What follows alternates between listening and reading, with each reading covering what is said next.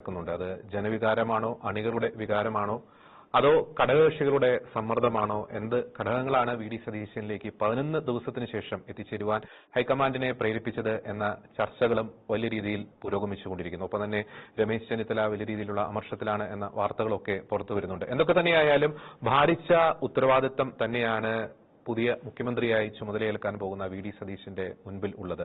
പ്രതീക്ഷകൾ ഏറെയാണ്. അതിനേക്കാൾ ഉപരി മുൻപിൽ ഈ ഒരു ഘട്ടത്തിൽ നിലനിൽക്കുന്നു. ഈ വിഷയങ്ങളാണ് ഷെക്കീന ബിഗ് ഡിബേറ്റ് ചർച്ച ചെയ്യാൻ ആഗ്രഹിക്കുന്നത്. ഇനി ചർച്ചയിൽ നമ്മോടൊപ്പം ചേരുന്നു രാഷ്ട്രീയ നിരീക്ഷകൻ അഡ്വക്കേറ്റ് ഫാദർ റോബിൻ പടിഞ്ഞാറേക്കുറ്റി, ഒപ്പം തന്നെ മുതിർന്ന മാധ്യമപ്രവർത്തകൻ ശ്രീ ടി ദേവപ്രസാദ്, ഒപ്പം തന്നെ മാധ്യമപ്രവർത്തകൻ ശ്രീ ജോൺസൺ കൊച്ചുപറമ്പൻ. 3 പേർക്കും ഈ ചർച്ചയിലേക്ക് സ്വാഗതം. ആദ്യം അഡ്വക്കേറ്റ് ഫാദർ റോബിൻ പടിഞ്ഞാറേക്കുറ്റി, നമുക്കറിയാം കഴിഞ്ഞ 10 വർഷത്തെ പിണറായി ഭരണം കേരളത്തിൽ ചെലുത്തിയിട്ടുള്ള ഒരു ഇമ്പാക്ട്, അങ്ങനെ ആ ഒരു സാഹചര്യം നമ്മൾ കമ്പയർ ചെയ്യുന്നു. ഒപ്പം തന്നെ പ്രത്യേകിച്ച് ക്രൈസ്തവ ന്യൂനപക്ഷങ്ങൾ നേരിട്ടുകൊണ്ടിരുന്ന പല രീതിയിലുള്ള പല വിവേചനങ്ങൾ, ക്രിസ്ത്യൻ ഭൂരിപക്ഷ മേഖലകളിൽ നേരിട്ടുകൊണ്ടിരുന്ന പല പ്രതിസന്ധികൾ, മലയോര മേഖലയിലെ വന്യമൃഗശല്യം, കാർഷിക പ്രതിസന്ധി, തീരദേശ മേഖലയിലെ പല പ്രശ്നങ്ങൾ. അപ്പോൾ അതിന്റെയൊക്കെ ഒരു അടിസ്ഥാനത്തിൽ ഇനി പുതിയ മുഖ്യമന്ത്രിയായ വി ഡി സതീശൻ ചുമതല ഏറ്റെടുക്കുമ്പോൾ എത്രത്തോളം പ്രതീക്ഷയുണ്ട് പുതിയ UDF ഭരണത്തിൽ? Father Robin. തീർച്ചയായും ആദ്യമേ തന്നെ പുതിയ മുഖ്യമന്ത്രി വി ഡി സതീശനും UDF സംവിധാനത്തിനുമുള്ള അഭിനന്ദനങ്ങൾ അറിയിക്കുകയാണ്. തീർച്ചയായിട്ടും വലിയ പ്രതീക്ഷയോടുകൂടെ തന്നെയാണ് കേരള ജനത UDF സർക്കാരിനെ കാണുന്നത്. പ്രത്യേകിച്ച് 2ാം പിണറായി സർക്കാർ പല കാര്യങ്ങളിലും ജനങ്ങൾക്കൊപ്പം നിൽക്കാനോ തയ്യാറായില്ല. നവകേരള സദസ്സ് പോലെയുള്ള പല കാര്യങ്ങളിലൂടെയും ജനങ്ങളെ പരിഹസിക്കുന്ന നിലപാടുകളുണ്ടായിരുന്നു.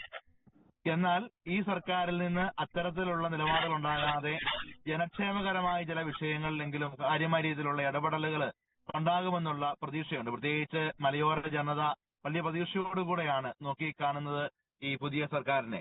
ഇവിടുത്തെ ഇനിയും പരിഹരിക്കപ്പെടാത്ത വന്യജീവി വിഷയവും പട്ടയ പ്രശ്നവും അതുപോലെയൊക്കെയുള്ള വിഷയങ്ങളിൽ കാര്യക്ഷമമായൊരു ഇടപെടൽ ഉണ്ടാകണം. അതുപോലെ തന്നെ ക്രൈസ്തവ ന്യൂനപക്ഷങ്ങൾ ഉൾപ്പെടെയുള്ള ഇപ്പൊ JBQC കമ്മീഷനൊക്കെ റിപ്പോർട്ടുകളൊക്കെ ഇനിയും അത് വേണ്ട രീതിയിൽ നടപ്പാക്കപ്പെട്ടിട്ടില്ല. ഇങ്ങനെ ഒരുപാട് ചെയ്യാനുള്ള ഒരു സർക്കാരാണ്.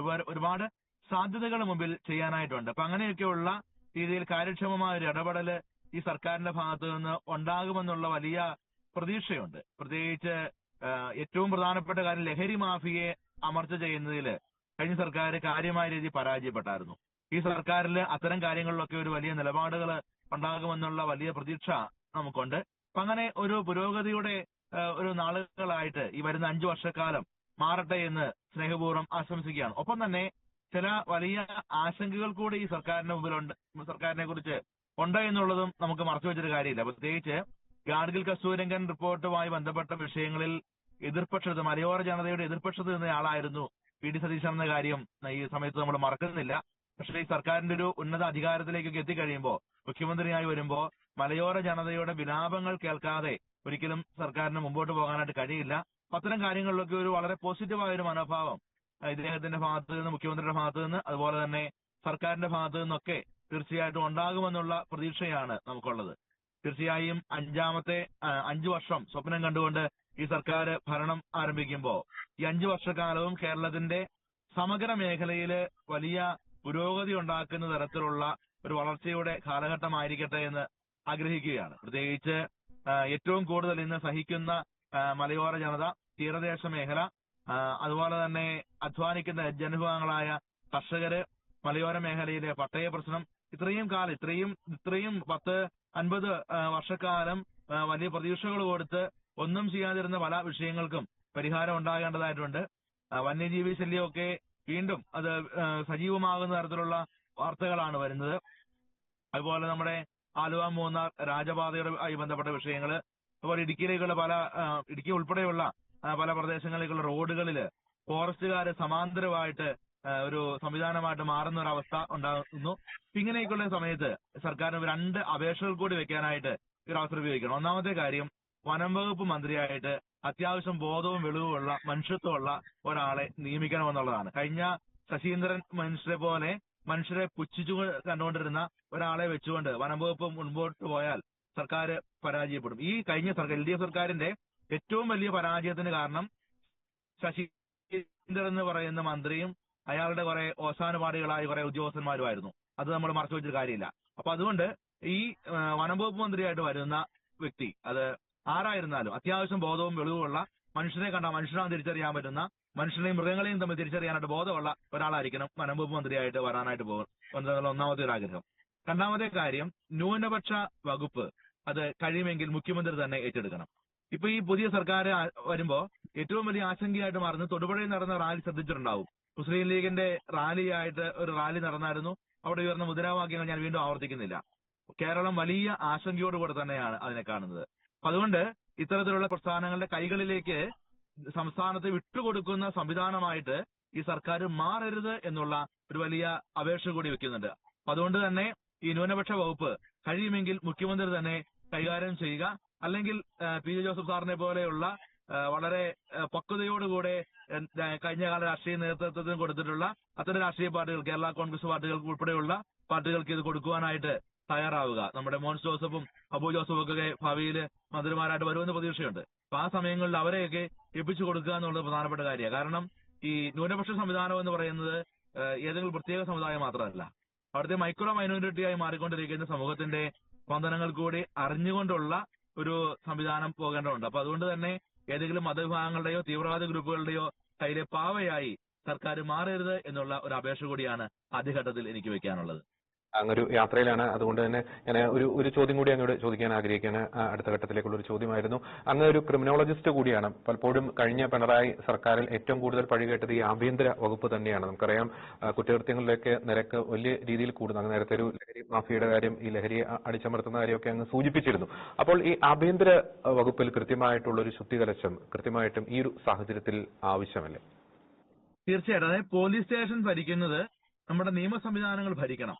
ഈ കഴിഞ്ഞ സർക്കാരിന്റെ കാലത്ത് നമ്മൾ കണ്ടൊരു വലിയൊരു പ്രത്യേകത എന്ന് പറയുന്നത് ചില പ്രത്യേക സ്ഥലങ്ങളിലുള്ള പോലീസ് സംവിധാനങ്ങളില് ചില മത തീവ്രവാദ പ്രസ്ഥാനങ്ങൾ ഭരണം നടത്തുന്നവരുണ്ട്. മൂവാറ്റുപുഴ ഉൾപ്പെടെ തൊടുപുഴ കരിമണ്ണൂർ സ്റ്റേഷനിൽ നിന്ന് പോലീസുകാരനെ സസ്പെൻഡ് ചെയ്ത വാർത്ത നമ്മൾ ഓർക്കുന്നുണ്ട്.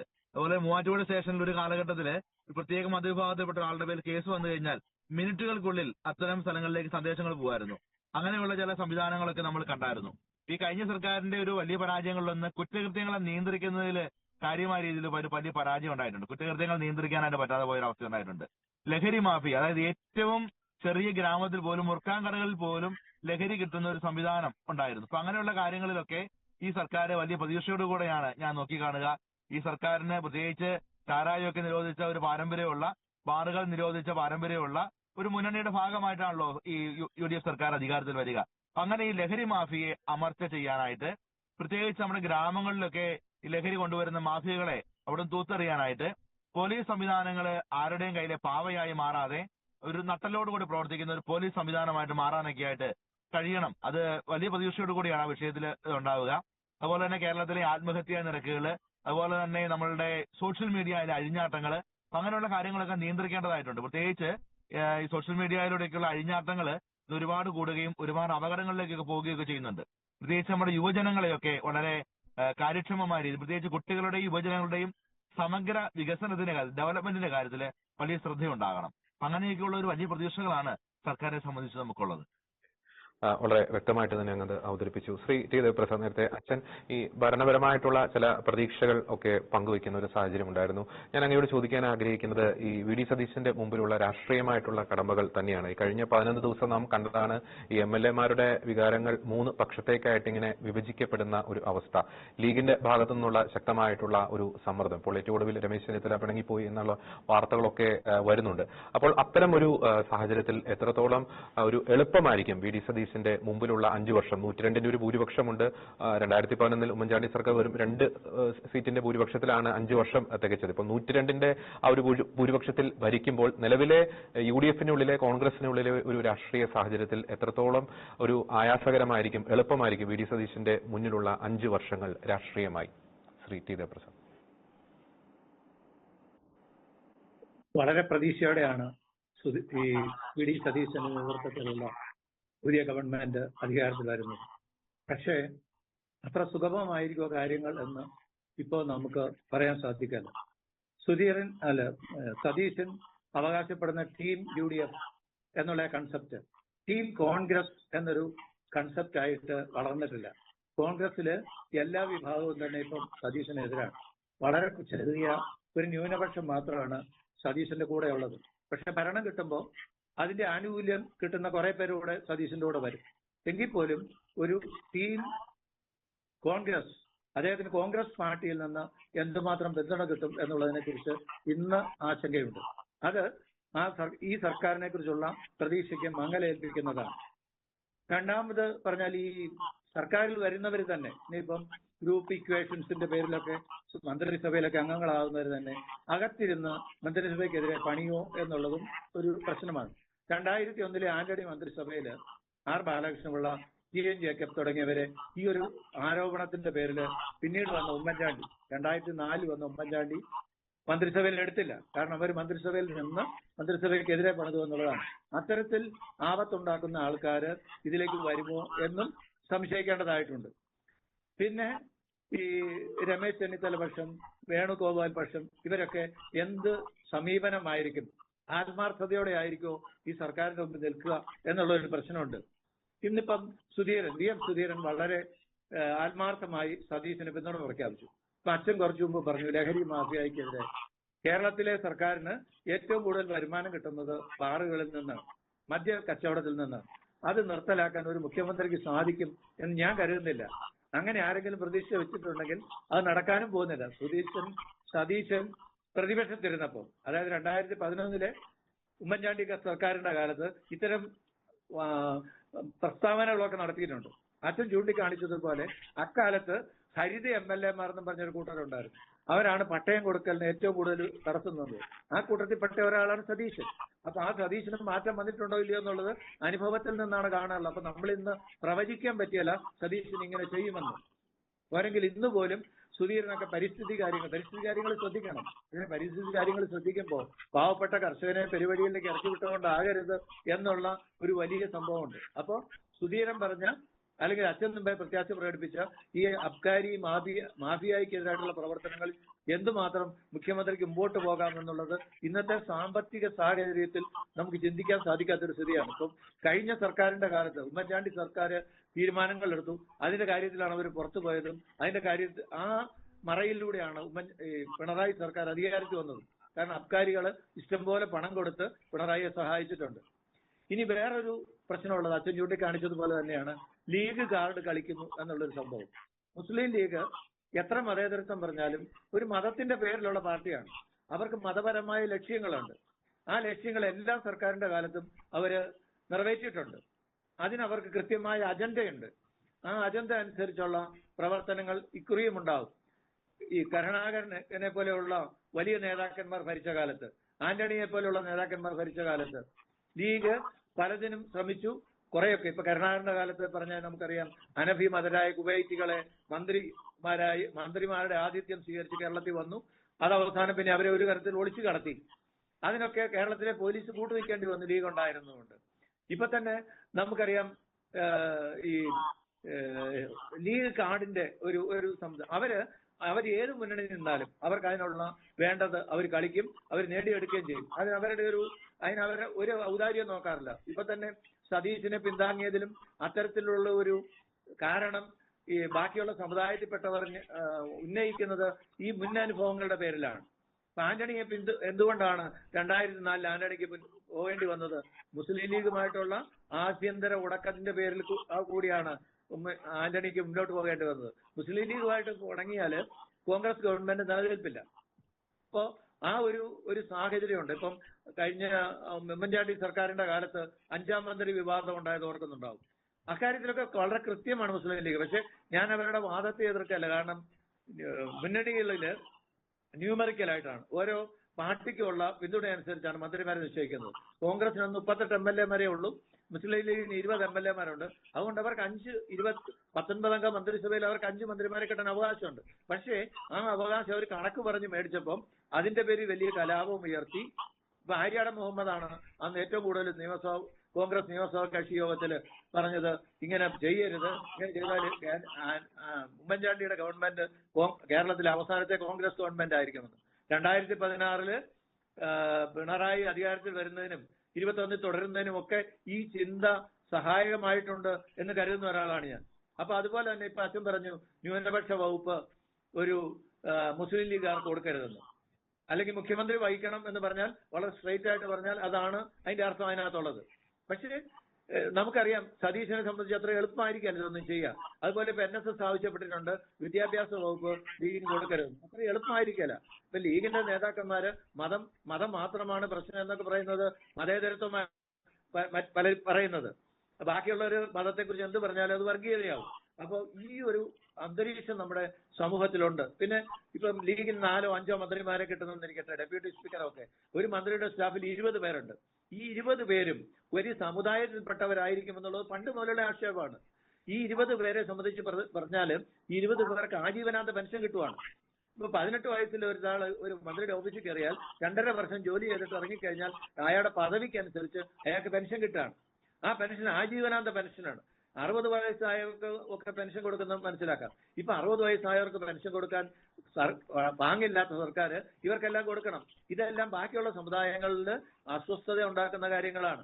അതുപോലെ ഈ മൈനോറിറ്റിയുടെ അവകാശങ്ങൾ പോലും ആ അധികാരത്തിന്റെ ആ സാഹചര്യം ഉപയോഗിച്ച് എന്തുമാത്രം കവർന്നെടുത്തു എന്നുള്ളതൊക്കെ കേരളം അറിയുന്നത് പോലും പിണറായി സർക്കാരിന്റെ കാലത്ത് 80-20 ആ പ്രമാണമൊക്കെ പുറത്തു വന്നപ്പോഴാണ്. ഉമ്മൻചാണ്ടി സർക്കാരിന്റെ കാലത്തോ പിന്നെ ആന്റണി സർക്കാരിന്റെ കാലത്തോ ഇത് ഒന്നും ജനങ്ങൾ ഇതിനെക്കുറിച്ച് അറിഞ്ഞിട്ട് പോലും ഉണ്ടായിരുന്നില്ല. അപ്പോൾ ഒരു ലീഗ് കാർഡ് ലീഗ് അവർക്ക് വേണ്ട വകുപ്പുകൾ എടുക്കും. IT വകുപ്പ്, വ്യവസായ വകുപ്പ്, ഇങ്ങനെ കേരളത്തിൽ ജനങ്ങളുമായി ബന്ധപ്പെട്ട പ്രധാനപ്പെട്ട വകുപ്പുകൾ. കോൺഗ്രസിന് പൊതുഭരണം, റവന്യൂ, എക്സൈസ്, ഇങ്ങനെയുള്ള കുറെ അവർക്ക് എടുക്കാൻ മേലാത്ത കുറെ വകുപ്പുകൾ കിട്ടും. മുഖ്യമന്ത്രി സ്ഥാനം അവർക്കല്ലെങ്കിലും മന്ത്രി മുഖ്യന്മാർ ലീഗിലായിരിക്കും എന്നുള്ള ഒരു ഭയം അല്ലെങ്കിൽ ഒരു ആശങ്ക ഇന്ന് കേരളത്തിലെ നിഷ്പക്ഷരായ നിരീക്ഷകരുടെ മനസ്സിലുണ്ട്. അത് എങ്ങനെ വരുമെന്ന് സതീശൻ ഇപ്പൊ വാസ്തവത്തിൽ പാർട്ടിയുടെ പിന്തുണയേക്കാൾ ലീഗിന്റെ പിന്തുണ കൊണ്ട് മുഖ്യമന്ത്രിയായി എന്നുള്ള ഒരു സാഹചര്യം കൂടി വന്നതോടെ അത് വലിയ ശക്തമാവും. പക്ഷെ അതിനൊക്കെതിരെ പഴയ കാലത്തേക്കാൾ വലിയ പ്രതിഷേധമുണ്ടാകും എന്നുള്ളത് തീർച്ചയാണ്. അതുകൊണ്ട് വളരെ സൂക്ഷിച്ച് അവർക്ക് മുമ്പോട്ട് പോകേണ്ടി വരും. പിന്നെ വേറൊരു പ്രധാനപ്പെട്ട കാര്യമുള്ളത് ഈ സർക്കാർ ജനങ്ങൾക്ക് കൊടുത്തിരിക്കുന്ന വാഗ്ദാനങ്ങളാണ്. ഏറ്റവും പ്രധാനമായി 5 വാഗ്ദാനങ്ങൾ രാജീവ് ഗാന്ധി തിരുവനന്തപുരത്ത് പുത്തരിക്കണ്ടത്ത് വെച്ച് പ്രഖ്യാപിച്ചു. അതിലൊന്ന് പെൻഷൻ 3000 രൂപ ആക്കുമെന്നുള്ളതാണ്, സാമൂഹ്യ സുരക്ഷാ പെൻഷൻ. 2000 രൂപ കൊടുക്കാൻ നമ്മുടെ ഗവൺമെന്റ് കിടന്ന് നട്ടം തിരിയുമ്പോഴാണ് അത് 3000 രൂപ ആക്കുമെന്ന് പറയുന്നത്. പിണറായി സർക്കാരിന് എന്തെങ്കിലും മാർഗം ഉണ്ടായിരുന്നെങ്കിൽ പിരിയുന്ന മാസത്തിലെങ്കിലും 2500 രൂപ കൊടുക്കുമായിരുന്നു. പക്ഷെ അത് സാധിക്കാത്ത ഒരു സാഹചര്യത്തിൽ 3000 രൂപ കൊടുക്കുക, എവിടെ നിന്ന് പണം ഉണ്ടാക്കും? ഇപ്പൊ തന്നെ 2021-22 അത് കഴിഞ്ഞ വർഷം നിയമസഭ വെച്ച CAG-യുടെ റിപ്പോർട്ട് അനുസരിച്ച് നമ്മുടെ വരുമാനത്തിന്റെ 90% ശമ്പളത്തിനും പെൻഷനും പലിശ തിരിച്ചടയ്ക്കാനും വേണ്ടി ചെലവാക്കിക്കൊണ്ടിരിക്കുകയാണ്. ഇനി നമ്മൾ എവിടെ നിന്ന് പണം ഉണ്ടാക്കും? അതുപോലെ വേറൊരു പ്രധാന പക്കം പറഞ്ഞത് KSRTയിലെ സൗജന്യ യാത്രയാണ്. KSRTയിലെ സ്ത്രീകൾക്കുള്ള സൗജന്യ യാത്ര. കേരളത്തിലെ യാത്രക്കാരിൽ 70% സ്ത്രീകളാണ്. ഇപ്പൊ KSRTCയുടെ പ്രതിദിന വരുമാനം ഏതാണ്ട് 10.5 കോടിയാണ് ശരാശരി വരുമാനം. ഈ 10.5 കോടി വരുമാനത്തിന്റെ 70% സ്ത്രീകൾക്ക് പോയി കഴിഞ്ഞാൽ ബാക്കി എത്ര ശതമാനം കിട്ടും? ഈ KSRTC എന്ന് പറയുന്ന ഈ മഹാസംരംഭത്തെ എങ്ങനെ കൊണ്ടുനടക്കും? തെലങ്കാനയിൽ ചെയ്തിട്ടുണ്ട്, വേറെ എവിടെയോ ചെയ്തിട്ടുണ്ടെന്നൊക്കെ പറഞ്ഞു. തെലങ്കാനയിൽ ഇപ്പൊ ഏതാണ്ട് 13,000 കോടിയിലധികം അവരുടെ KSRTCക്ക് ഗവൺമെന്റ് തിരിച്ചടയ്ക്കാനുണ്ട്. ഗവൺമെന്റ് പണമില്ലെങ്കിൽ ഗവൺമെന്റ് എവിടെ നിന്ന് കൊടുക്കും? ഗവൺമെന്റിന് പുതിയ പണം ഉണ്ടാക്കാൻ എന്ത് മാർഗങ്ങളാണുള്ളത്? പിന്നെ മൂന്നാമത് പറഞ്ഞിരിക്കുന്നത് ഒരു വലിയ പ്രധാന കോളേജ് വിദ്യാർത്ഥിനികൾക്ക് പിന്നെ 1000 രൂപ പ്രതിമാസം കൊടുക്കുമെന്നാണ് പറഞ്ഞിരിക്കുന്നത്. കേരളത്തിലെ 8,80,49,411 കോളേജ് വിദ്യാർത്ഥിനികളുണ്ട്. ഇവർക്കെല്ലാം 1000 രൂപ വെച്ച് കൊടുക്കണമെങ്കിൽ ഏതാണ്ട് ഒരു മാസം 8 കോടി രൂപയിൽ കൂടുതൽ വേണം, 80 കോടി രൂപയിൽ കൂടുതൽ വേണം. 12 മാസം ആകുമ്പോൾ 12-96 1000 കോടി രൂപ വേണം. എവിടെ നിന്നുണ്ടാക്കും ഈ പണം? ഇതെല്ലാം കണ്ടെത്താൻ സതീശന്റെ മുമ്പില് വലിയ വെല്ലുവിളിയാണ്. അതുപോലെ വേറൊരു പ്രഖ്യാപനം പറഞ്ഞിരിക്കുന്നത് ഒരു കുടുംബത്തിന് 25 ലക്ഷം രൂപ വെച്ചുള്ള ഇൻഷുറൻസ് ഉണ്ടാക്കുമെന്നാണ്. ഈ ഇൻഷുറൻസ് ഇപ്പോഴത്തെ തന്നെ പിന്നെ സർക്കാർ ജീവനക്കാർക്കുള്ള മെഡിസെഫ് പദ്ധതി പോലും ശരിക്കും നടക്കാത്ത ഒരു സംസ്ഥാനത്താണ് ഇത് പറഞ്ഞിരിക്കുന്നത്. കേരളത്തിലെ ഏതാണ്ട് 7 ലക്ഷത്തോളം വരുന്ന കുടുംബങ്ങൾക്ക് 25 ലക്ഷം വെച്ച് ഒരു വർഷം മെഡിസെഫ് കൊടുക്കുമെന്ന്. ഇതിനുള്ള പണം എവിടെ നിന്ന് ഈ സർക്കാർ കണ്ടെത്തും എന്നുള്ളത് സതീശന് അലാവുദ്ദീന്റെ അത്ഭുത വിളക്കിലെ പോലെ അത്ഭുത വിളക്കൊന്നുമില്ലല്ലോ. സതീശന് എങ്ങനെ ഈ പണം കൊണ്ടുവരും എന്നുള്ളത് ഒരു വലിയ പ്രശ്നമാണ്. പിന്നെ വേറെ പറഞ്ഞിരിക്കുന്നത് ഒന്ന് രണ്ട് കാര്യം കൂടി പറഞ്ഞ് ഞാൻ അവസാനിപ്പിക്കാം. വേറൊരു കാര്യം പറഞ്ഞിരിക്കുന്നത്, ആശാ വർക്കർമാർക്ക് 21,000 രൂപ ശമ്പളം കൊടുക്കുമെന്ന് പറഞ്ഞിട്ടുണ്ട്. അവരുടെ സമരപ്പന്തലിൽ പോയി നിന്ന് പറഞ്ഞതാണ്, ഞങ്ങളുടെ സർക്കാർ അധികാരത്തിൽ വന്നാൽ ആദ്യത്തെ ഉത്തരവ് അതായിരിക്കുമെന്ന്. ഉത്തരവ് പുറപ്പെടുവിച്ചാൽ നല്ല കാര്യം. ഏതാണ്ട് 6,000-ഓളം ആശാ വർക്കർമാരാണുള്ളത്. ഇപ്പൊ കൊടുക്കുന്ന 10,000 രൂപ 21,000 രൂപയാക്കി മാറ്റാം. ഇപ്പം ഞാനൊരു റിട്ടയർ ചെയ്ത പത്രപ്രവർത്തകനാണ്. ഞങ്ങൾക്ക് ഒരു ചെറിയ പെൻഷൻ കിട്ടുന്നുണ്ട്. ആ പെൻഷൻ ഒരു നിശ്ചിത തുകയാക്കാവുന്ന സതീശൻ പ്രഖ്യാപിച്ചിട്ടുണ്ട്. ആ തുകയൊക്കെ പറയാത്തത് അത്ര വലിയ തുകയല്ലാത്തത് കൊണ്ടാണ്. എങ്കിലും ആ തുകയാക്കി വർദ്ധിപ്പിക്കാൻ പോലും ഗവൺമെന്റിന് സാധിക്കുമോ? സതീശന്റെ പ്രഖ്യാപനമാണ്, വാഗ്ദാനമാണ്. ഇതൊക്കെ സതീശൻ ഇതിനൊക്കെ എവിടെ നിന്ന് പണം കൊണ്ടുവരും എന്നുള്ളതാണ് പ്രശ്നം. പിന്നെ ഞാനൊരു കൃഷിക്കാരൻ കുടുംബത്തിൽ നിന്ന് വരുന്നതാ. റബ്ബറിന് 300 രൂപ തറവിലെ പ്രഖ്യാപിച്ചാൽ പോരല്ലോ, കൊടുക്കണ്ടേ? എവിടെ നിന്ന് കൊടുക്കും എന്നുള്ളൊരു പ്രശ്നമുണ്ട്. അതായത് വലിയ വെല്ലുവിളികളിലേക്കാണ് ഈ സർക്കാർ അധികാരം വെക്കുന്നത്. ടീം UDF എല്ലാവരും ഒന്നിച്ചു നിൽക്കും എന്നൊക്കെ പറയും. ഇനിയിപ്പം കോൺഗ്രസിലേക്കാൾ വലിയ പ്രശ്നമായിരിക്കും മന്ത്രിമാരെ തീരുമാനിക്കാനുള്ള ഒരു പ്രശ്നം. എത്ര മന്ത്രിമാരാണ് ഓരോ പാർട്ടിക്കുള്ളത്? ലീഗിന് എത്ര മന്ത്രിമാരുണ്ട്? കേരള കോൺഗ്രസിന് എത്ര മന്ത്രിമാരുണ്ട്? RSPക്ക് എത്ര മന്ത്രിമാരുണ്ട്? അങ്ങനെയൊക്കെയുള്ള പ്രശ്നങ്ങൾ അത് വേറെ. ആ പ്രശ്നം പരിഹരിച്ചു വരാൻ തന്നെ കുറെ സമയം എടുക്കും. അതിന് സതീശന് പാർട്ടിയിൽ നിന്ന് പോലും പൂർണ്ണമായ പിന്തുണ കിട്ടാത്ത ഒരു സാഹചര്യത്തിൽ എങ്ങനെ ഈ പ്രശ്നങ്ങളൊക്കെ പരിഹരിക്കും എന്നുള്ളതൊരു വലിയ വെല്ലുവിളിയാണ്. പക്ഷെ സതീശൻ സമർത്ഥനാണ്. സതീശന് ഭാവനാസമ്പന്നമായ പദ്ധതികൾ ആവിഷ്കരിക്കാനാവും. ഇതിലൊക്കെ എനിക്ക് പ്രതീക്ഷയുണ്ട്. പക്ഷേ യാഥാർത്ഥ്യമായിട്ട് ബന്ധപ്പെട്ട് നോക്കുമ്പോൾ സതീശനെ സംബന്ധിച്ചിടത്തോളം സതീശന്റെ മുമ്പിലുള്ളത് വളരെ ബുദ്ധിമുട്ടുള്ള ദിവസങ്ങളാണ്, വളരെ വെല്ലുവിളികൾ നിറഞ്ഞ ദിവസങ്ങളാണ്. പാർട്ടിയെ ഒന്നിച്ചു നിർത്താൻ തന്നെ അദ്ദേഹത്തിന് വളരെ ബുദ്ധിമുട്ടേണ്ടി വരും. എത്ര ഒന്നിച്ചു നിന്നാലും തരം കിട്ടുമ്പോൾ ഒരു പണി. ഇനി ഞാൻ അവസാനത്തെ ഒരു ഭീഷണിയും കൂടെ പറയാം. ഈ സാഹചര്യങ്ങളൊക്കെ മുതലെടുത്ത് BJP കേരളത്തിൽ ശക്തമാകാനുള്ള എല്ലാ സാധ്യതയുമുണ്ട്. ഒന്നാമത് ലീഗ് കാർഡ് ഓരോ നിസ്സാര കാര്യത്തിൽ ഇപ്പൊ തന്നെ NSSന്റെ ആള് പറഞ്ഞിരിക്കുന്നു വിദ്യാഭ്യാസ വകുപ്പ് അവർ കൊടുക്കരുതെന്ന്. ഇപ്പൊ ക്രിസ്ത്യാനികൾ പറഞ്ഞ് അവഗണിച്ച പ്രശ്നമില്ല. പക്ഷെ NSSന്റെ സുകുമാരൻ നായർ വിദ്യാഭ്യാസ വകുപ്പ് കൊടുക്കരുതെന്ന് പറഞ്ഞിരിക്കുന്നു. ലീഗ് അതെടുത്താൽ പിറ്റേ ദിവസം തുടങ്ങും ലീഗിന് കീഴടങ്ങി. ഇപ്പൊ സതീശന്റെ കാര്യത്തിൽ തന്നെ ലീഗിന് കീഴടങ്ങി എന്നുള്ള ആരോപണം വന്നിരിക്കുകയാണ്. സ്വാഭാവികമായും BJP ഇതെല്ലാം മുതലെടുക്കും. ഇനി ഞാൻ ഭയപ്പെടുന്നത് കോൺഗ്രസിലെ അസംതൃപ്തരെ പോലും BJP പിടിച്ചാൽ ഞാൻ അത്ഭുതപ്പെടുകയല്ല. 2031 മുമ്പ് അത്തരത്തിലുള്ള സംഭവങ്ങൾ പോലും കേരളത്തിൽ നടക്കുമോ എന്ന് സംശയിക്കുന്ന ഒരു നിരീക്ഷകനാണ് ഞാൻ. ആ സംശയിക്കുന്ന ഒരു നിരീക്ഷകൻ എന്ന് മാത്രമേ പറയാവൂ. പക്ഷേ BJPയുടെ കേന്ദ്ര നേതൃത്വത്തിന്റെ ഒരു പ്രത്യേകത, അമിത്ഷായും മോദി അടക്കമുള്ള പ്രധാനമന്ത്രി മോഡിയും കേന്ദ്ര ആഭ്യന്തര അമിത്ഷാ അടക്കമുള്ളവരെല്ലാം അവരുടെ പാർട്ടി വളർത്താൻ വളരെ തന്ത്രപൂർവ്വം ഇടപെട്ടുകൊണ്ടിരിക്കുന്ന സാഹചര്യങ്ങളാണ്. പിന്നെ സതീശൻ പറഞ്ഞൊരു പിണറായിയുടെ കാലത്ത് പറഞ്ഞൊരു പ്രഖ്യാപനമുണ്ട്, മുനമ്പം ഇഷ്യൂ കേരള സർക്കാരിന് തീരുമാനിച്ചാൽ 24 മണിക്കൂർ കൊണ്ട് തീർക്കാവുന്നതേ ഉള്ളെന്ന്. തീർക്കുമല്ലെന്ന് കാണണം, ജനങ്ങൾക്ക് അറിയാം. ഇപ്പൊ ഈ ഗവൺമെന്റ് തിങ്കളാഴ്ച സത്യപ്രതിജ്ഞ ചെയ്യും. 24 മണിക്കൂർ എന്ന് പറഞ്ഞാൽ ചൊവ്വാഴ്ച തീരും. അതിനു മുമ്പ് മുനമ്പം പ്രശ്നം തീരുമോ നമുക്കറിയണം. കാരണം അതെല്ലാം കേരളത്തിലെ ജനങ്ങളുടെ മുമ്പില് ഈ സർക്കാർ നൽകിയ വെല്ലുവിളികളാണ്. പിന്നെ ഇന്നിപ്പം നിയമസഭാ കക്ഷി യോഗത്തിൽ നടത്തിയ പ്രസംഗത്തില് ധൂർത്ത്, അഴിമതി, ആഡംബരം ഒക്കെ ഉപേക്ഷിക്കണം എന്നൊക്കെ പറഞ്ഞിട്ടുണ്ട്. അങ്ങനെയൊക്കെ ചെയ്യാൻ നല്ല കാര്യം. പിണറായിക്ക് ഇപ്പം 40 കാറൊന്നും ആവശ്യമില്ലല്ലോ. പിണറായി ആരും ഒന്നും ഉപദ്രവിക്കുന്നില്ലല്ലോ. Z കാറ്റഗറി ആണേലും പിണറായി കേരളത്തിലൂടെ യാത്ര ചെയ്യുന്നുണ്ട്. ഇതൊക്കെ മനസ്സിലാക്കി പ്രവർത്തിക്കാൻ അതിനുള്ള ഒരു വിവേകമൊക്കെ സതീശനുണ്ട് എന്നാണ് ഞാൻ കരുതുന്നത്. പക്ഷെ ഒരു കാര്യമുണ്ട്, സതീശന് ഓരോ ചുവടും വളരെ സൂക്ഷിച്ചു വെക്കണം. പക്ഷെ വളരെ വേഗം വെക്കണം. എന്നെങ്കിലും ഈ ആനുകൂല്യങ്ങൾ കൊടുത്താൽ പോരാ. കാരണം പ്രതിപക്ഷം നിൽക്കുന്ന ഇടതുപക്ഷമാണ്, അവർ അനങ്ങാൻ സമ്മതിക്കത്തില്ല. നാളെ 300 രൂപ ചോദിച്ച് 3000 രൂപ ചോദിച്ച് അവർ നിരത്തിലിറങ്ങും. വലിയ സംഘർഷങ്ങളും പ്രക്ഷോഭങ്ങളും കേരളത്തിലുണ്ടാവും. അതൊക്കെ നേരിടാനുള്ള കരുത്തോടെ ഈ സർക്കാർ നിൽക്കേണ്ടി വരും. വികസനത്തിന് വല്ലതും ചെയ്യേണ്ടി വരും. നവകേരളം എന്ന് പറഞ്ഞിരിക്കുന്നത് അദ്ദേഹത്തിന്റെ കൺസെപ്റ്റാണ്. എന്താണെന്നൊന്നും പറഞ്ഞിട്ടില്ല. ആ നവകേരളത്തെ കുറിച്ച് ഈ പിണറായി 10 വർഷമായിട്ട് നവകേരളം എന്നും പറഞ്ഞു ഒന്നും കേരളത്തിൽ നമ്മൾ കണ്ടിട്ടില്ല. നവകേരളം പിണറായിയുടെ കാലത്ത് നടത്തിയ കുറെ ആരോപണങ്ങളുണ്ട്. ഇവർ നടത്തിയ അഴിമതി ആരോപണങ്ങളുണ്ട്.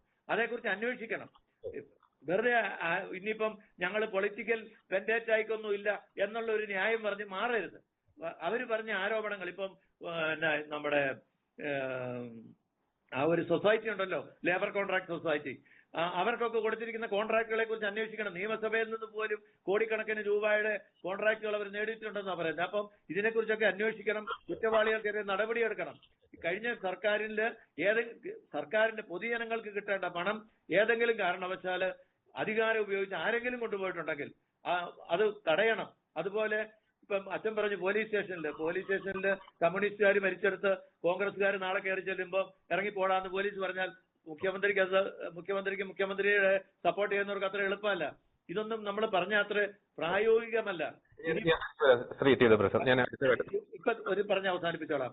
അതായത് പോലീസിന് സ്വതന്ത്രമായി പ്രവർത്തിക്കാൻ അനുവദിക്കണമെന്നൊക്കെ പറഞ്ഞാലും ഇനിയിപ്പം കേരള കോൺഗ്രസ്സുകാരൻ പറഞ്ഞാലും ലീഗുകാരൻ പറഞ്ഞാലും കോൺഗ്രസ്സുകാരൻ പറഞ്ഞാലും പോലീസ് കേൾക്കേണ്ടി വരും. പക്ഷെ അത് ഒരു പരിധി വിട്ട് കേൾക്കരുത് എന്നുള്ളത് മാത്രമാക്കിയാൽ മതി. കാരണം ഇത്രയും കാലം കമ്മ്യൂണിസ്റ്റുകാർ പറഞ്ഞ് അടിമേടിച്ചവര് ഇനി നാളെ കാലത്തെ പോലീസ് സ്റ്റേഷനിൽ ചെന്ന് ഞങ്ങൾ പറയുന്നത് കേൾക്കണമെന്ന് പറയുമ്പോൾ കേൾക്കുകയല്ല എന്ന് പറഞ്ഞാല് അവർ പിന്നെ എന്തിനു വേണ്ടി സമരം ചെയ്തു, അവർ വേണ്ടി എന്തിനു ഗവൺമെന്റിനെ കൊണ്ടുവന്നു എന്നുള്ള ചോദ്യമുണ്ട്. അപ്പൊ ഇതിനകത്തൊക്കെ പ്രായോഗികമായ ചില സമീപനങ്ങൾ ഉണ്ടാകേണ്ടി വരും. സതീശൻ പ്രസംഗിച്ചു നടന്നതുപോലെ ആദർശപരമല്ല കാര്യങ്ങൾ. അത് മനസ്സിലാക്കി അദ്ദേഹം നന്നായി പ്രവർത്തിക്കട്ടെ എന്ന് ഞാൻ ആശംസിക്കുന്നു. അദ്ദേഹത്തിന് പാർട്ടി ഒന്നിപ്പിക്കാനും കോൺഗ്രസിനെ ഒരു വലിയ ദുരന്തത്തിൽ നിന്ന് രക്ഷിക്കാനും ഒക്കെ സാധിക്കട്ടെ എന്ന് ഞാൻ പ്രാർത്ഥിക്കുന്നു. വ്യക്തമാണ്. വളരെ വ്യക്തമാണ്. അങ്ങ് സൂചിപ്പിച്ചതുപോലെ നിരവധി കടമകൾ തന്നെയാണ് ഇപ്പോൾ വി.ഡി. സതീശന്റെ മുമ്പിലുള്ളത്. രാഷ്ട്രീയമായിക്കോട്ടെ ഭരണപരമായിക്കോട്ടെ നൽകിയ വാഗ്ദാനങ്ങളുടെയൊക്കെ ഒരു അടിസ്ഥാനത്തിലായിക്കോട്ടെ അത് എങ്ങനെ അദ്ദേഹം ചാടിക്കടക്കും അല്ലെങ്കിൽ മറികടക്കും എന്നത് കൗതുകത്തോടുകൂടി തന്നെ വരും ദിവസങ്ങളിൽ കേരളം ഉറ്റുനോക്കുന്ന ഒരു സ്ഥിതിയിലേക്കാണ് കാര്യങ്ങൾ പോകുന്നത്. ഞാൻ ശ്രീ ജോൺസൺ കൊച്ചുപറമ്പിലേക്ക് വരികയാണ്. ശ്രീ ജോൺസൺ കൊച്ചുപറമ്പൻ അങ്ങ് ഇടുക്കിയിൽ നിന്ന് തന്നെയാണ് സംസാരിക്കുന്നത്. നേരത്തെ അച്ഛൻ സൂചിപ്പിച്ച ഇന്നത്തെ ലീഗിന്റെ ഒരു പ്രകോപനപരമായിട്ടുള്ള മുദ്രാവാക്യം, അതിനെ സംബന്ധിച്ച് ഒരു അപ്ഡേഷൻ കൂടി ഇപ്പോൾ ഇരു ഘട്ടത്തിൽ വരുന്നുണ്ട്. ആ മുദ്രാവാക്യം മുഴക്കിയ ഇടുക്കി ജില്ലാ മുസ്ലിം ലീഗ് യൂത്ത് ലീഗ് കമ്മിറ്റിയെ സസ്പെൻഡ് ചെയ്തതായിട്ട് മുസ്ലിം ലീഗ് നേതൃത്വം അറിയിച്ചിട്ടുണ്ടെന്നൊരു അപ്ഡേഷൻ കൂടി വന്നിട്ടുണ്ട്. എന്നാലും ആ പ്രകോപനപരമായിട്ടുള്ള മുദ്രാവാക്യം വലിയ രീതിയിൽ കേരളം ചർച്ച ചെയ്യുന്ന ഒരു സാഹചര്യത്തിലേക്ക് പോകുന്നുണ്ടായിരുന്നു. ഞാൻ മറ്റൊരു കാര്യം കൂടി അങ്ങോട്ട് ചോദിക്കാൻ ആഗ്രഹിക്കുന്നു. ഇടുക്കി ജില്ലയ്ക്ക് എത്രത്തോളം ഒരു പ്രതീക്ഷയുണ്ട്? വളരെ വർഷങ്ങൾക്ക് ശേഷം കൈപ്പത്തി ചിഹ്നത്തിൽ ഒന്നിലധികം MLA-മാരെ അവിടെ ഇടുക്കിയിൽ നിന്നും കോൺഗ്രസിന് ലഭിക്കുന്നു. ഒരു ക്ലീൻ സ്വീപ്പ് ഒക്കെ കോൺഗ്രസിന് അവിടെ നടത്താൻ സാധിക്കുന്ന ഒരു സാഹചര്യം. അപ്പോൾ ഇടുക്കി ജില്ലയ്ക്ക് എത്രത്തോളം ഒരു പ്രതീക്ഷയുണ്ട് ഇപ്പോൾ വി.ഡി. സതീശനിൽ? ശ്രീ ജോൺസൺ കൊച്ചുപറമ്പൻ. അതെ, ഇടുക്കി ഒരു 25 വർഷങ്ങൾക്ക് ശേഷമാണ് ഇടുക്കി ആകെ മൊത്തം കോൺഗ്രസിന്റെ ഒരു മുന്നേറ്റം. തൊടുപുഴയിൽ PJ ജോസഫ് സാറ് ജയിച്ചിരുന്നു. കേരള കോൺഗ്രസ് മാണി UDF ഉണ്ടായിരുന്നപ്പോൾ ഇടുക്കിയിൽ ജയിച്ചിരുന്നു എന്ന് ഒഴിച്ചാൽ ഉടുമ്പൻചോല, ദേവികുളം, പീരുമേടെല്ലാം 15, 20, 25 വർഷമായി കോൺഗ്രസ് കാൻഡിഡേറ്റുകൾ ജയിക്കാതിരുന്ന പ്രദേശങ്ങളാണ്. ഇടുക്കിയിലേക്ക് വരുന്നതിന് മുമ്പ് ഞാൻ മൊത്തത്തിൽ പറഞ്ഞാൽ ഈ മലയോര മേഖല, ഇപ്പോൾ വയനാട്ടിലാണെങ്കിലും കോഴിക്കോടിന്റെ പ്രാന്ത പ്രദേശങ്ങളിലാണെങ്കിലും മലപ്പുറത്താണെങ്കിലും തിരുവനന്തപുരം വരെയുള്ള നമ്മുടെ മലയോര മേഖലകളിലെത്താം. മലയോര മേഖലകളിൽ നിരവധിയായ പ്രശ്നങ്ങൾ, ഭൂപ്രശ്നങ്ങളുണ്ട്, വന്യമൃഗശല്യങ്ങളുണ്ട്. എന്നാൽ അതിന്റെ ഒക്കെ ഒരു ഏറ്റവും അതികഠിനമായ രീതിയിൽ ഈ നിയമങ്ങളൊക്കെ ബാധിച്ചിരുന്ന ഒരു ജനതയാണ് ഇടുക്കിയിൽ. അപ്പൊ എല്ലാ മേഖലയിലെയും ജനങ്ങള്, കർഷകര്, മലയോര ജനങ്ങള് വളരെ ആശങ്കയോടെയായിരുന്നു ഈ കഴിഞ്ഞ കാലഘട്ടങ്ങളിൽ ജീവിച്ചിരുന്നത്. അവിടെയൊക്കെ വലിയ പ്രഖ്യാപനങ്ങൾ, മലബാറില് കേരള യാത്രക്കിടയിൽ മലബാറിൽ പ്രഖ്യാപനം ഉണ്ടായി. ഇടുക്കിയിലെ അടിമാലിയിലും നെടുങ്കണ്ടത്തും ബഹുമാന്യനായ വി.ഡി. സതീശൻ തന്റെ പാർട്ടിയുടെ ജാഥ വന്നപ്പോൾ പ്രഖ്യാപിച്ചു. ആ പ്രഖ്യാപനങ്ങളൊക്കെ കർഷകർ ഉന്നയിച്ചിരുന്ന ഭൂപ്രശ്നങ്ങളിൽ, വന വകുപ്പുമായി ബന്ധപ്പെട്ട വിഷയങ്ങളിൽ, വന്യമൃഗവുമായി ബന്ധപ്പെട്ട വിഷയങ്ങളിൽ കൃത്യമായി പരിഹാരമുണ്ടാകും എന്ന ഉറപ്പാണ്. UDF ഗവൺമെന്റ് അധികാരത്തിൽ വന്ന കർഷക സമൂഹം, മലയോര ജനത അനുഭവിക്കുന്ന ഭൂപ്രശ്നങ്ങൾക്ക് പരിഹാരമുണ്ടാകും. ഇടുക്കിയിലെ അടക്കം കെട്ടിട നിർമ്മാണത്തിനുണ്ടായിരിക്കുന്ന തടസ്സങ്ങൾ മാറും. കെട്ടിട നിർമ്മാണ ഭേദഗതിക്ക് കൊണ്ടുവരുന്ന വർദ്ധിച്ച ഫീസ് ഇല്ലാതെ ക്രമവൽക്കരിക്കും. ഏലമലയിലടക്കം പട്ടയത്തിനുള്ള നടപടികൾ സ്വീകരിക്കും. DPR-ല് ഏലം എന്ന് രേഖപ്പെടുത്തിയതിന്റെ പേരിൽ പട്ടയം കിട്ടാതിരിക്കുന്നവർക്കും പട്ടയം കൊടുക്കുവാനുള്ള നടപടികൾ ഉണ്ടാവും. വന്യമൃഗശല്യം രൂക്ഷമായ പ്രദേശങ്ങളിൽ കർഷകരുടെ സുരക്ഷ ഉറപ്പാക്കും.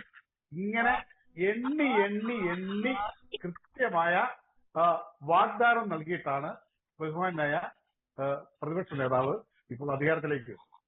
അപ്പൊ സ്വാഭാവികമായിട്ടും അധികാരത്തിൽ വരുന്ന ഗവൺമെന്റിനെ ജനങ്ങൾ വളരെ പ്രതീക്ഷയോടെയാണ് കാണുന്നത്.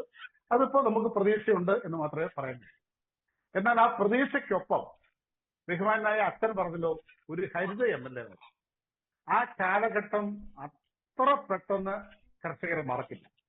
കാരണം ഉമ്മൻചാണ്ടി സർക്കാർ വളരെ ജനകീയമായി മുന്നോട്ട് പോയിക്കൊണ്ടിരുന്നപ്പോൾ എന്തിനു വേണ്ടിയായിരുന്നു കോൺഗ്രസിൽ അങ്ങനെ ഒരു വിഭാഗത്തെ സൃഷ്ടിച്ചത്? CN പ്രതാപനെയും VT ബലറാമിനെയും ഒക്കെ കൂട്ടിക്കൊണ്ട് ഈ ഹരിത MLA-മാർക്ക് നേതൃത്വം കൊടുത്ത ഈ ബഹുമാനായ സതീശന്റെ അന്നത്തെ ലക്ഷ്യം എന്തായിരുന്നു? പരിസ്ഥിതി നിയമങ്ങളെ കടുപ്പിക്കുക, മലയോര ജനതയുടെ അവകാശങ്ങൾ നിഷേധിക്കുക.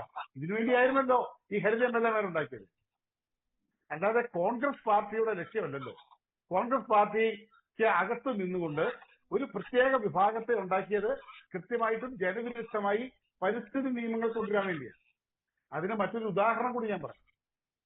ഈ ബഹുമാനായ ഇന്നത്തെ മുഖ്യമന്ത്രി സ്ഥാനാർത്ഥിയായിട്ടുള്ള ആള് അന്ന് ഇടുക്കി ജില്ലയിൽ വന്നിട്ടുണ്ട്. നിയമസഭയുടെ ഒരു കമ്മീഷന്റെ ചെയർമാനായിട്ട് ഇടുക്കിയിൽ പൈനാവിൽ വനം വകുപ്പിന്റെ ഓഡിറ്റോറിയത്തിൽ എത്തി അവിടെയുള്ള ജനങ്ങളെ കൊണ്ട് ഇടുക്കിയിൽ നിന്നും മൂലവറ്റത്തേക്ക് പോകുന്ന റോഡ്, അതായത് തൊടുപുഴ കട്ടപ്പന പുളിയമല റോഡാണ്. ആ റോഡിൽ രാത്രികാല യാത്ര നിരോധിക്കണമെന്ന ആവശ്യം നടപ്പിലാക്കാൻ വേണ്ടിയാണ് വന്നത്. ഞാൻ ആ യോഗത്തിൽ പോയതാണ്. നിരവധി കർഷക സംഘടനകളുടെ പ്രതിനിധികളുണ്ടായിരുന്നു. ഞങ്ങൾക്ക് അവിടെ പ്രതിഷേധം ഉയർത്തി. അപ്പൊ അത്തരത്തിൽ ഹരിത MLA-മാരുണ്ട് ഉണ്ടാക്കിക്കൊണ്ട് ജനങ്ങളുടെ അവകാശം നിഷേധിക്കാനായിട്ടുള്ള ഒരു നീക്കം നടത്തിയ ആൾ തന്നെ ഇപ്പോൾ പ്രതിപക്ഷ നേതൃസ്ഥാനത്ത് നിന്ന് മാറി മുഖ്യമന്ത്രിയായിട്ട് വരുമ്പോൾ ആശങ്കകൾ കൂടി പറയാതെ നമുക്ക് മുന്നോട്ട് പോകാൻ കഴിയും. ചിലപ്പോൾ കാലഘട്ടം അദ്ദേഹത്തെ ആ ചിന്താഗതികളിൽ നിന്നൊക്കെ മാറ്റിയിട്ടുണ്ടാവും. അതുകൊണ്ടായിരിക്കും അദ്ദേഹം ഇടുക്കിയിൽ വന്ന് കർഷകർക്ക് അനുകൂലമായ പ്രഖ്യാപനങ്ങൾ നടത്തിയത്. അതുകൊണ്ട് തന്നെ മലയോര ജനത UDF ഗവൺമെന്റിൽ പ്രതീക്ഷ അർപ്പിക്കുന്നുണ്ട്. അതാണ് ഇടതുപക്ഷ ഗവൺമെന്റ് ഏറ്റവും അധികം ദ്രോഹിച്ച ജനതയാണ് ഇടുക്കിയിലെ ജനത. ഒരു വീടല്ലാതെ ഒരു കന്നുകാലിക്കൂട് പണിയാൻ കഴിയില്ല. റോഡ് സൈഡിൽ സ്ഥലമുള്ളവരൊരു മാടക്കട പണിയാൻ കഴിയില്ല. എന്തൊരവസ്ഥയാണെന്ന് ചിന്തിച്ചു നോക്കിയേ. സംസ്ഥാനം മുഴുവൻ ബാധകമായ പട്ടയ നിയമത്തിന് ഇടുക്കിയിൽ മാത്രം വിവേചനമുണ്ടാക്കി ഇടുക്കിയിൽ ഇത്ര മാത്രം ദ്രോഹിച്ച ഒരു ഗവൺമെന്റിനെതിരെയുള്ള ജനവിധിയാണ്. എത്രയോ പ്രാവശ്യം വന്യമൃഗങ്ങളാൽ എത്ര ജീവനുകളാ ഇടുക്കിയിൽ കൊല്ലപ്പെട്ടത്. നഷ്ടപരിഹാരം കിട്ടണമെങ്കിൽ തെരുവിലിറങ്ങി ഈ കർഷകരും ആ മരണപ്പെട്ടവരുടെ ബന്ധുക്കളും സമരം ചെയ്യേണ്ട ഗതികളില് മൂന്നാറില്, പൂപ്പാറയില്, ചിന്നക്കനാലില്, കുമളിയില് എത്രയിടത്തുണ്ടായി. അച്ഛൻ പറഞ്ഞല്ലോ വനം വകുപ്പ് മന്ത്രിയെ കുറിച്ച്. മനുഷ്യത്വരഹിതമായി ഇടുക്കിയിലെ ജനങ്ങളെ വെല്ലുവിളിച്ച ഒരു മന്ത്രിയും ഗവൺമെന്റുമല്ലായിരുന്നു. അതിനെതിരെയാണ് ജനവിധി ഉണ്ടായത്. കോൺഗ്രസിന്റെ ഐക്യം മാത്രമല്ല ഇവിടുത്തെ തെരഞ്ഞെടുപ്പ് വിജയത്തിന്റെ കാരണം. ഭരണകൂടത്തിനുണ്ടായിരുന്ന കനത്ത പ്രതിഷേധമാണ് ഭൂനിയമങ്ങളോടുള്ള പ്രതിഷേധം, ഇവിടുത്തെ വന്യമൃഗ വിഷയങ്ങളോടുള്ള പ്രതിഷേധം. ഇവിടുത്തെ ജനങ്ങളോട് അച്ഛൻ തന്നെ ആ കാര്യം സൂചിപ്പിച്ചു. പൊതുവഴികൾ വരെ നിലവിൽ ജനങ്ങൾ ഉപയോഗിച്ചുകൊണ്ടിരിക്കുന്ന പൊതുവഴികൾ ഒരു കാരണവുമില്ലാതെ വനംവകുപ്പ് കയറിയൊക്കെ തടയുക. അതെങ്കിൽ തൊടുപുഴയിൽ ഇങ്ങോട്ട് കയറിയാൽ എത്ര പ്രദേശങ്ങളിലാണ് ജനങ്ങൾ അധിവസിച്ചുകൊണ്ടിരിക്കുന്ന സ്ഥലങ്ങളാ. പഞ്ചായത്ത് ഫണ്ട് മുടക്കി കോൺക്രീറ്റ് ചെയ്ത് വാഹനങ്ങൾ ഓടിക്കൊണ്ടിരിക്കുന്ന റോഡുകളാണ്. ജനങ്ങളുടെ നികുതിപ്പണം കൊണ്ട് പഞ്ചായത്ത് നിർമ്മിച്ച റോഡുകളാണ്. തൊഴിലുറപ്പ് പദ്ധതിയിൽ ജനങ്ങൾ ഗവൺമെന്റിന്റെ പൈസ കൂലിയായിട്ടും മെറ്റീരിയലായിട്ടും വാങ്ങിച്ചിട്ട് നിർമ്മിച്ചിട്ടുള്ള റോഡുകളാണ്. ആ റോഡുകളൊക്കെ ഉപരോധിക്കാൻ വനംവകുപ്പിന് എന്താ അവകാശം? അത്തരം ഒരു കാര്യങ്ങളിലൊക്കെ ഇടപെടാതിരുന്ന സർക്കാരിനെതിരെയുള്ള ജനവിധിയാണ്. ആ ജനവിധി സ്വീകരിച്ചുകൊണ്ട് UDF അധികാരത്തിൽ വരുമ്പോൾ മലയോര മേഖലയിലെ, ഇടുക്കിയിലെ മാത്രമല്ല മലയോര മേഖലയിലെ ജനങ്ങൾ ആഗ്രഹിക്കുന്നത് സമാധാനപൂർണമായി അവർക്ക് അവരുടെ കൃഷിയിടത്തിൽ കൃഷി ചെയ്യണം, സമാധാനപൂർണമായി അവരുടെ റോഡുകളിൽ കൂടി അവർക്ക് സഞ്ചരിക്കണം, സമാധാനപൂർണമായി അവർക്ക് ജീവിക്കണം. ഇത്രമാത്രം ആഗ്രഹിക്കുന്നുള്ളൂ. അവർ കൃഷിയിടത്തിൽ കൃഷി ചെയ്ത് ചെറിയ ചെറിയ കച്ചവടങ്ങളൊക്കെ ചെയ്തവർ ജീവിച്ചുകൊള്ളും. ഈ സമാധാനം കിട്ടണമല്ലോ. അത് ഇവിടെ പ്രഖ്യാപിച്ച ആ പ്രഖ്യാപനങ്ങളുടെ ആ അന്തസത്ത ഉൾക്കൊണ്ടുകൊണ്ട് ബഹുമാനായ മുഖ്യമന്ത്രി അധികാരത്തിലേറിയാൽ അത് നടപ്പിലാക്കുമെന്ന് ജനം ഇപ്പോൾ പ്രതീക്ഷിക്കുന്നു. ആ പ്രതീക്ഷയ്ക്ക് വിരുദ്ധമായാൽ ഇന്ന് ഇടതു മുന്നണിക്ക് ഉണ്ടായതിനേക്കാൾ വലിയ തിരിച്ചടി UDF ഉണ്ടാകാൻ വലിയ താമസമൊന്നുമില്ല. ഇത് മുഴുവൻ ജനങ്ങളുടെ കയ്യിലാണല്ലോ ഇരിക്കുന്നത്. ആരും അഹങ്കരിക്കണ്ടെന്നേ. UDF ഇപ്പോ ഇടുക്കിയിലെ 5 മണ്ഡലങ്ങളിലും ജയിച്ചു എന്ന് പറഞ്ഞു UDF അഹങ്കരിക്കണ്ട. LDF താഴെ ഇറക്കിയതുപോലെ തന്നെ താഴെ ഇറക്കാൻ ജനങ്ങൾക്കറിയാം. അതുകൊണ്ട് ഇവിടെ നൽകിയ വാഗ്ദാനങ്ങൾ, ബഹുമാന്യനായ VD സതീശൻ ഇടുക്കിയിലും മലയോര മേഖലയിലും നൽകിയ വാഗ്ദാനങ്ങൾ അത് യാതൊരു കുറവും കൂടാതെ പാലിക്കണം, നടപ്പിലാക്കണം എന്നുള്ളതാണ് ഞങ്ങളുടെ ആവശ്യം. അതിപ്പോൾ പ്രതീക്ഷിക്കുന്നു. ഓക്കെ, ഒരു കാര്യം കൂടി അങ്ങോട്ട് ചോദിക്കാൻ ആഗ്രഹിക്കുന്നു. ഇപ്പോൾ നമുക്കറിയാം, നേരത്തെ ശ്രീ ദേവപ്രസാദ് സാർ പറഞ്ഞതുപോലെ ഇപ്പോൾ ലീഗിലെ തന്നെ കുറെ കൂടി തീവ്രമായിട്ടുള്ള നിലപാട് സ്വീകരിക്കുന്ന ചിലർ, നമുക്കറിയാം മതം തന്നെയാണ് പ്രശ്നം എന്നൊക്കെ പറഞ്ഞ വ്യക്തിയെ മന്ത്രി സ്ഥാനത്തേക്കൊക്കെ പരിഗണിക്കുന്ന ഒരു സാഹചര്യമൊക്കെ നിലവിലുണ്ട്.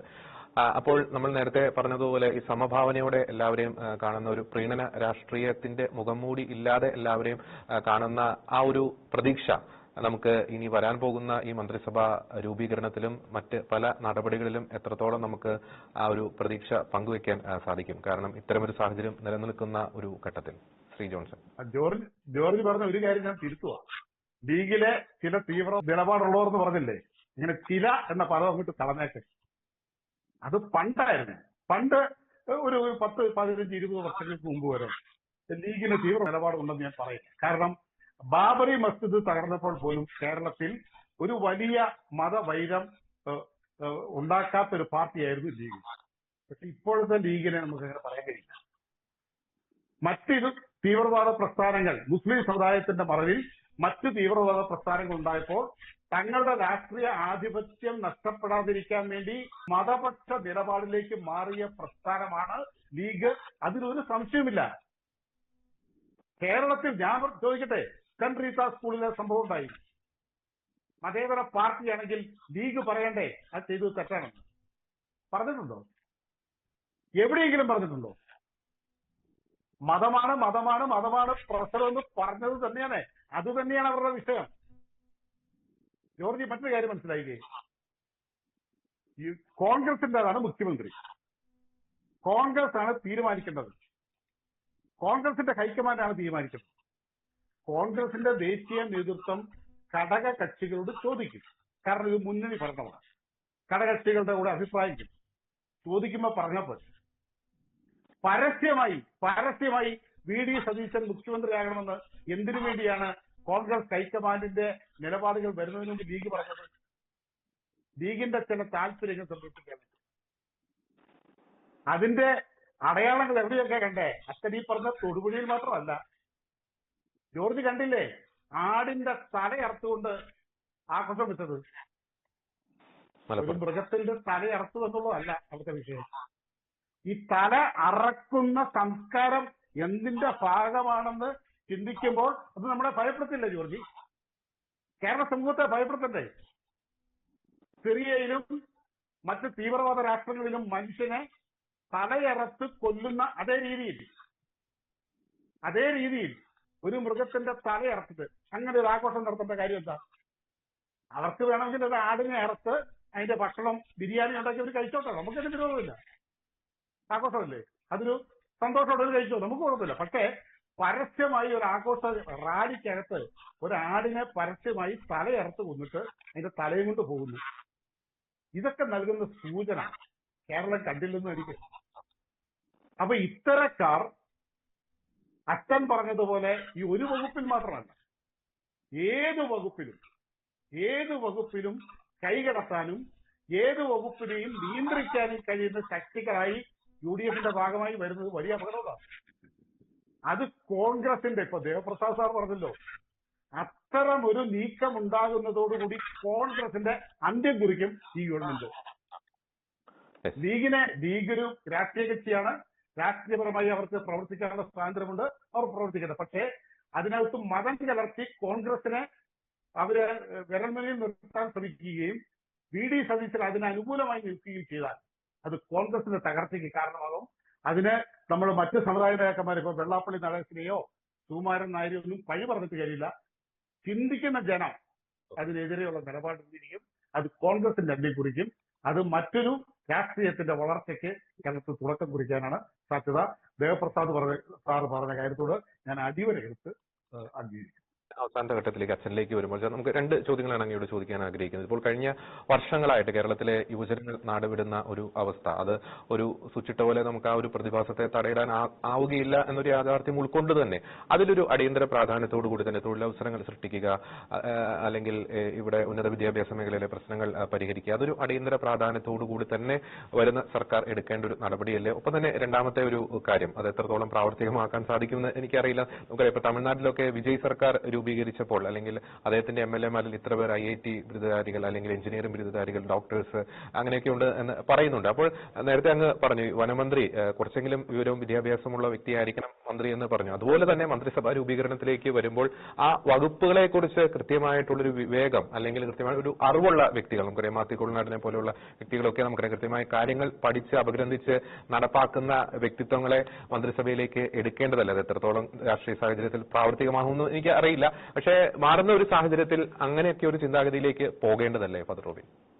തീർച്ചയായിട്ടും ഒന്നാമത്തെ മേഖല എന്ന് പറയുന്നത് നമ്മുടെ യുവജനങ്ങള് നാടുവിടുന്നതുമായി ബന്ധപ്പെട്ട് നിൽക്കുന്ന ഒരു വലിയ പ്രശ്നമാണ്. പക്ഷെ നമുക്കറിയാം, ഇന്നത്തെ കേരളത്തിൽ നമുക്ക് ഒരിക്കലും യുവജനങ്ങളോട് നാട്ടിൽ തന്നെ താമസിക്കാനോ അല്ലെങ്കിൽ ഇവിടെ പഠിക്കാനോ പറയാൻ പറ്റാത്തൊരു സാഹചര്യമുണ്ട്. കാരണം പഠിച്ചിട്ട് എന്തിനാ, ജോലി കിട്ടാൻ പറ്റാത്തൊരു അവസ്ഥ ഇവിടെ ഉണ്ടാകുന്നുണ്ട്. ജോലി കിട്ടില്ല, കല്യാണം നടക്കില്ല,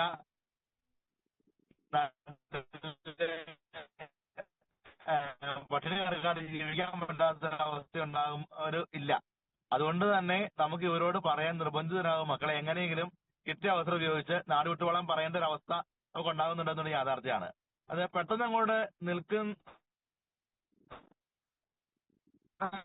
നിയന്ത്രിക്കാൻ ഒരു കാര്യവുമല്ല. പക്ഷേ ജനങ്ങൾക്ക് നാട്ടിൽ നിൽക്കാൻ അതിനിപ്പോ സർക്കാർ ജോലിയുമായി ബന്ധപ്പെട്ട് തന്നെ പഠനങ്ങൾ ആവശ്യമുണ്ട്. നമ്മളിപ്പോ കൊടുത്തുകൊണ്ടിരിക്കുന്ന സംവരണ മതിയോ, അത് സംവരണങ്ങളല്ല കൊടുത്തുകൊണ്ടിരിക്കുന്നത്. അങ്ങ് യാത്രയിലാണ് സംവരണത്തെക്കാൾ അപ്പുറത്തേക്ക് സാമ്പത്തിക മേഖലയുമായി ബന്ധപ്പെട്ട ചില സംവരണങ്ങൾ ആവശ്യമുണ്ട്. സാമ്പത്തിക മേഖലയെ കുറിച്ചുള്ള പഠനങ്ങൾ തീർച്ചയായിട്ടും ഉണ്ടാകണം. ആ രീതിയിലുള്ള അച്ഛാ അങ്ങ് യാത്രയിലാണെന്ന് മനസ്സിലാക്കുന്നു. ഒന്ന് സൈഡിലേക്ക് ഒന്ന് ഒതുക്കാവോ? റേഞ്ചിന്റെ ചെറിയൊരു ഇഷ്യൂ വരുന്നുണ്ട്. കേൾക്കാമല്ലോ അല്ലെ? കേൾക്കാവോ? ഇപ്പൊ കേൾക്കാം. തുടർന്നോളൂ. നേരത്തെ റേഞ്ചിന്റെ ഒരു ഇഷ്യൂ ഉണ്ടായിരുന്നു. തുടർന്നോളൂ. കേൾക്കാൻ പറ്റുന്നുണ്ട്? കേൾക്കാം, പറഞ്ഞോളൂ. കേൾക്കാവോ? ഓക്കെ. അതായത് നമ്മുടെ യുവജനങ്ങളുമായി ബന്ധപ്പെട്ട്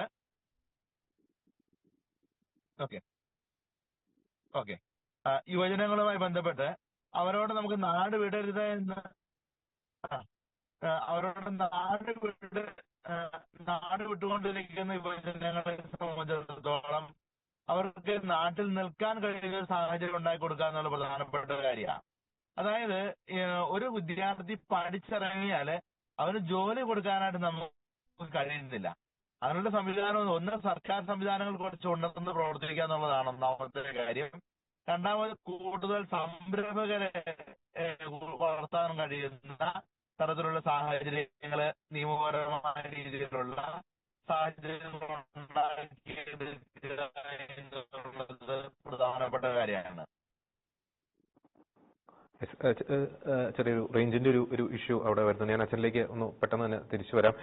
ദേവപ്രസാദ് സാർ, ഞാൻ അച്ഛനോട് ചോദിച്ച രണ്ടാമത്തെ ചോദ്യമാണ് അങ്ങോട്ട് ചോദിക്കാൻ ആഗ്രഹിക്കുന്നത്. നമ്മുടെ കേരളത്തിലെ സാഹചര്യത്തിൽ എത്രത്തോളം പ്രാവർത്തികമാക്കാൻ സാധിക്കുമെന്ന് എനിക്കറിയില്ല. എങ്കിൽ പോലും കുറെ കൂടി ഒരു യുവത്വം തുളുമ്പുന്ന അല്ലെങ്കിൽ കുറെ കൂടി വിദ്യാഭ്യാസവും വിവരവും ഉള്ളവരെ ഈ മന്ത്രിസഭയിലേക്ക് കൊണ്ടുവരേണ്ടത്. നമ്മൾ ഈ കണ്ട് പഴകി ചില മുഖങ്ങളൊക്കെ വീണ്ടും വരാനുള്ള സാധ്യതയുണ്ട്. പുതുമുഖങ്ങൾ ഒപ്പം തന്നെ യുവജനതയ്ക്ക് അവസരം നൽകുന്നു, കുറച്ചുകൂടി വിദ്യാഭ്യാസമുള്ളവർക്ക് അവസരം നൽകുന്നു. അങ്ങനെ ഒരു സാധ്യത, അങ്ങനെ ഒരു സാഹചര്യം നമുക്ക് പ്രതീക്ഷിക്കാൻ. മന്ത്രിമാരും ഒക്കെ ആയിട്ട് ഒരു 10-30 വർഷത്തെ പരിചയമുള്ളതുകൊണ്ട് ഞാൻ പറയുക, ഈ ഫോർമൽ എഡ്യൂക്കേഷൻ നിർബന്ധമല്ല മന്ത്രിമാരും മിടുക്കന്മാരാകാൻ. ഞാൻ ഉദാഹരണം പറഞ്ഞ ആര്യാടൻ മുഹമ്മദാണ്. ആര്യാടൻ മുഹമ്മദിന് ഫോർമൽ എഡ്യൂക്കേഷൻ വളരെ കാര്യമായിട്ടില്ല. പക്ഷെ കേരളത്തിൽ മനോഹരമായിട്ട് കാര്യം ചെയ്യുന്ന മന്ത്രി ഉണ്ടായിരുന്നില്ല. അദ്ദേഹം ഫിനാൻസ് മന്ത്രി ഒരിക്കലും ആയിരുന്നിട്ടില്ല. പക്ഷെ ബജറ്റ് അനാലിസിസിന് ഞങ്ങളൊക്കെ പത്രക്കാരൊക്കെ പലപ്പോഴും സമീപിച്ചിരുന്നത് ഈ ആര്യാടനെയാണ്. കാരണം ആര്യാടൻ സാധാരണക്കാരന്റെ ഭാഷയിൽ കാര്യങ്ങൾ പറഞ്ഞു തരും, സാധാരണക്കാർക്ക് മനസ്സിലാവുന്ന രീതിയിൽ ബജറ്റിലെ ടെർമിനോളജികളെല്ലാം. അപ്പൊ അതുകൊണ്ട് ഫോർമൽ എഡ്യൂക്കേഷൻ അത്യാവശ്യമാണെന്ന്. ഇപ്പൊ ഫോർമൽ എഡ്യൂക്കേഷൻ ഉള്ളവർ വന്നാലേ മികച്ച ഭരണം ഉണ്ടാവുള്ളൂ എന്ന് ഞാൻ വിശ്വസിക്കുന്നില്ല. ഇപ്പം നമ്മുടെ നല്ല മുഖ്യമന്ത്രിമാരായിരുന്നവരോ നയനാരായാലും കരുണാകരനായാലും ഒന്നും വലിയ ഫോർമൽ എഡ്യൂക്കേഷൻ ഉള്ളവരല്ല. പക്ഷെ ഇന്നത്തെ മാറിയ സാഹചര്യത്തില് ഈ ഫോർമൽ എഡ്യൂക്കേഷൻ ഉള്ളവർ വന്നാൽ ഇപ്പം IT മേഖലയിലൊക്കെ IT യെ കുറിച്ച് അറിയാവുന്ന ഒരാൾ വന്നാൽ തീർച്ചയായിട്ടും വ്യത്യാസം ഉണ്ടാവും. കാരണം ഗവൺമെന്റ് സെക്രട്ടറിമാര് പറയുന്നതിന് വ്യത്യസ്തമായിട്ട് അഭിപ്രായങ്ങൾ ചോദിക്കാനും സാധിക്കും. അങ്ങനെ ഒരു മാറ്റങ്ങൾ വരുത്തുന്നത് നല്ലതാണ്. പക്ഷെ അതിന് മാത്രമുള്ള IT പ്രൊഫഷണൽസ് ഒക്കെ നമ്മുടെ കൂടെ ജയിച്ചു വന്നിട്ടുണ്ടോ എന്നെനിക്ക് സംശയമാണ്. ഇപ്പൊ വിജയുടെ കാര്യം പറഞ്ഞാൽ അയാളുടെ കൂടെ അദ്ദേഹത്തിന്റെ കൂടെ എല്ലാ തരത്തിലുള്ള ആൾക്കാരും ജയിച്ചു വന്നിട്ടുണ്ട്. നമുക്ക് എവിടെ വന്നിരിക്കുന്നതൊക്കെ രാഷ്ട്രീയക്കാർ തന്നെയാണ്. മിക്കവാറും ലോകരാജ്യോത്സവം അല്ലെങ്കിൽ അത്തരത്തിലുള്ളവരൊക്കെ ആയിരിക്കും ഉള്ളത്. അതുകൊണ്ട് നമുക്ക് അത്രയുള്ള പ്രൊഫഷണൽസ് ഉണ്ടോ എന്ന് തന്നെ എനിക്ക് സംശയമാണ്. പിന്നെ ഈ ഞാൻ 2 കാര്യങ്ങൾ അതിനകത്ത് പറയാനുള്ളത്. ഒന്ന്, ഫോർമൽ എഡ്യൂക്കേഷൻ ഒരു മന്ത്രിയാകാൻ നിർബന്ധമാകണമെന്നില്ല. നല്ല വിവരവും കോമൺ സെൻസും ഉള്ളവർക്ക് നാട് നന്നായിട്ട് ഭരിക്കാനാവും. ഇപ്പം ഏത് വകുപ്പ് കൊണ്ടുവന്നാലും ഇപ്പം നയനാരുടെ കാലത്താണെങ്കിൽ മാണി സാർ പറഞ്ഞിരിക്കുന്ന സംഭവമാണ്. ഈ ബജറ്റിന്റെ അവതരണത്തില് ഈ ബജറ്റിന് തലേന്ന് ധനകാര്യമന്ത്രി മുഖ്യമന്ത്രിയോട് പോയി ബജറ്റിനെ കുറിച്ച് സംസാരിക്കണം, അതിന് പുതിയ നിർദ്ദേശങ്ങളൊക്കെ സംസാരിക്കണം. അപ്പൊ ഇദ്ദേഹം ചെല്ലുമ്പോ ആദ്യം ചോദിക്കുന്നത് നമ്മുടെ സഹാക്കൾക്ക് എന്തെങ്കിലും ഉണ്ടോ തന്റെ ബജറ്റില്, അതാണ് ചോദിക്കുന്നത്. ഇസി ആ ഒരു കമ്മിറ്റ്മെന്റ്. ഇപ്പൊ ഞാൻ പറഞ്ഞു ഇത് ഇപ്പൊ നമ്മളിവിടെ പല കാര്യങ്ങളും ഇവിടെ പറഞ്ഞു. ഇപ്പൊ ഞാൻ കരുതുന്നത് പിന്നെ സതീശൻ തന്നെ ധനകാര്യ വകുപ്പ് എടുത്തേക്കാം എന്നുള്ളതാണ്. മുഖ്യമന്ത്രിമാര് ധനകാര്യ വകുപ്പ് കൈകാര്യം ചെയ്ത സാഹചര്യങ്ങളുണ്ട്. ഉമ്മൻചാണ്ടി ധനകാര്യമന്ത്രിയും മുഖ്യമന്ത്രി ആയിരുന്നിട്ടുണ്ട്. അങ്ങനെയുള്ള സംഭവങ്ങളൊക്കെ ഉണ്ട്. ഇവിടെ സതീശൻ നല്ലൊരു ധനകാര്യമന്ത്രി ആയിരിക്കും. നമ്മളിപ്പോ മന്ത്രിമാരുടെ ഡീറ്റെയിൽസിലേക്ക് പോകണ്ട. ജോർജ് പറഞ്ഞൊരു നല്ല നിർദ്ദേശമാണ്. പക്ഷേ അങ്ങനെയുള്ള ഒരു യോഗ്യത വേണം ഒരു മന്ത്രിയാകാൻ എന്ന് ഞാൻ കരുതുന്നില്ല. പിന്നെ എനിക്ക് ഒരു കാര്യം കൂടി പറയാനുണ്ട്. അത് ഇതാണ്. ഈ കഴിഞ്ഞ പിണറായി സർക്കാരിന്റെ കാലത്ത് പിണറായിയുടെ ഏറ്റവും വിശ്വസ്തനായിരുന്ന പോലീസ് ഡയറക്ടർ ജനറലായ